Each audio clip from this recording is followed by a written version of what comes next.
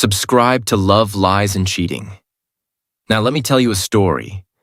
We had been married for 12 years when I decided to run a background check on my husband. Not because I suspected anything, not because I didn't trust him, but because we were refinancing the house and the lender needed extra documentation. They asked for employment verification, credit history, and identification confirmation. Routine things. Things married couples don't usually worry about. I remember joking about it as I filled out the paperwork. I said something about how they were probably going to uncover some secret double life. He laughed. A little too quickly. I didn't notice it at the time. The background check was supposed to be fast. 48 hours, maybe 72. I submitted the information and forgot about it. Life moved on. Dinners, laundry, conversations about weekend plans and grocery lists. Nothing felt fragile. Nothing felt wrong. The email came late at night. Subject line: Action required. Verification discrepancy. I opened it thinking it was a typo, a missing document, a clerical error. That's when I saw the words that would quietly dismantle my marriage. Identity could not be verified. I stared at the screen, confused. My husband had lived under the same name for as long as I had known him. I had met his parents. I had been to family gatherings. I had seen childhood photos. Or at least, I thought I had.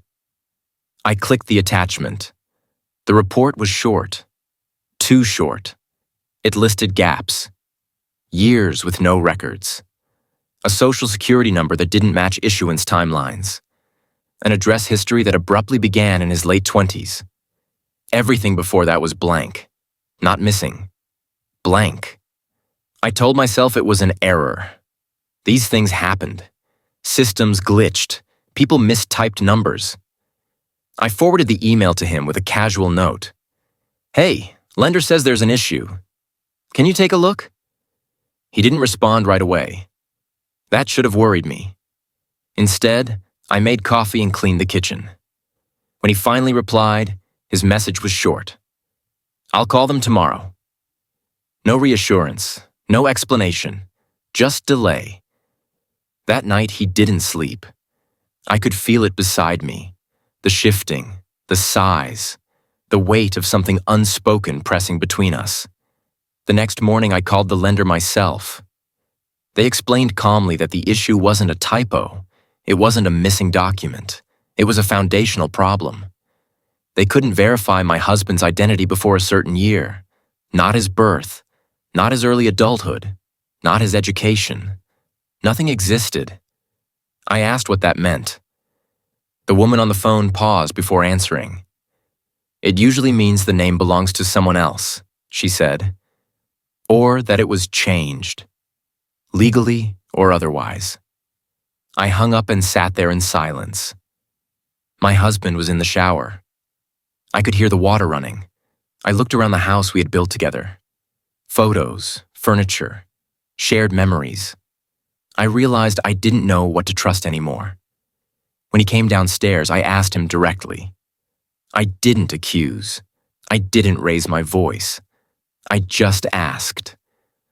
Why doesn't your name exist before 1998? He stopped walking. Just stopped. Like his body had shut down before his mind caught up. He told me it was complicated.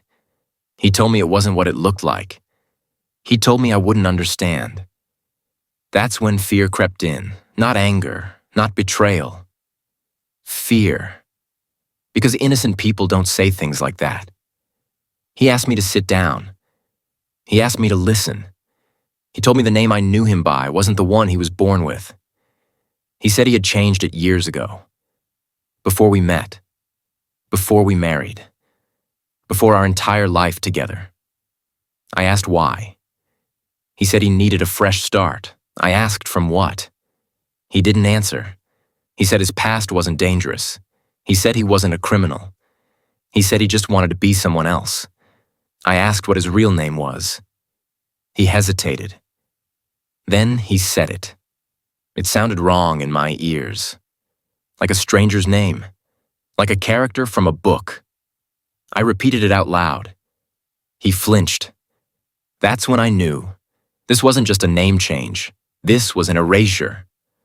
Over the next few days, I dug, not obsessively, methodically, court records, public databases, archived news articles.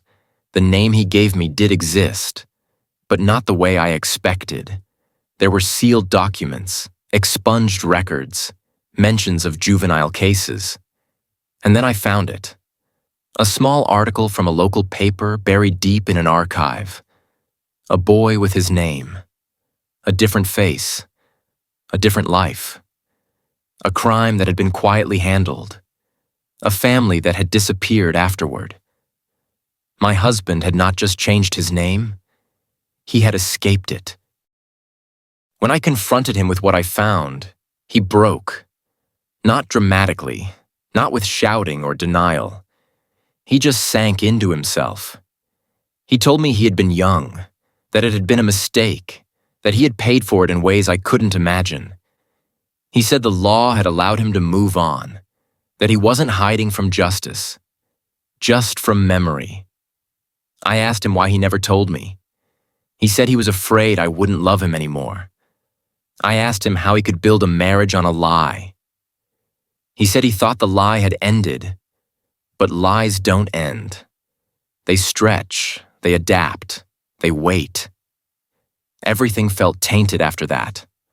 Our wedding photos, our vows, the stories he told about his childhood, the people I thought were his friends, even the way he introduced himself. I started to wonder which moments were real and which were rehearsed. I asked myself a question that haunted me. If I had known the truth from the beginning, would I have stayed? I didn't know the answer, and that scared me more than anything else. Trust isn't just about fidelity. It's about reality. And mine had cracked open. We tried counseling. We tried talking. We tried pretending the name didn't matter. But it did. Because names carry history, and history shapes people. I felt like I had married a version of someone, not the whole person. Eventually, I realized something painful. Even if he had become better, even if he had changed, he had taken my choice away. I didn't leave immediately. I took my time. I processed. I grieved. Because you don't just lose a partner in moments like that. You lose the story you believed in. I filed the paperwork quietly. No drama, no public fallout. He didn't fight it. He understood. The house sold, the account separated, the life we built folded in on itself. I don't tell people why the marriage ended. I say we grew apart. It's easier. But sometimes, late at night, I think about the man I married. The name I used to say without hesitation. And I wonder who he really was. If I ever truly knew him at all. Don't forget to subscribe to Love, Lies, and Cheating. Until we meet again.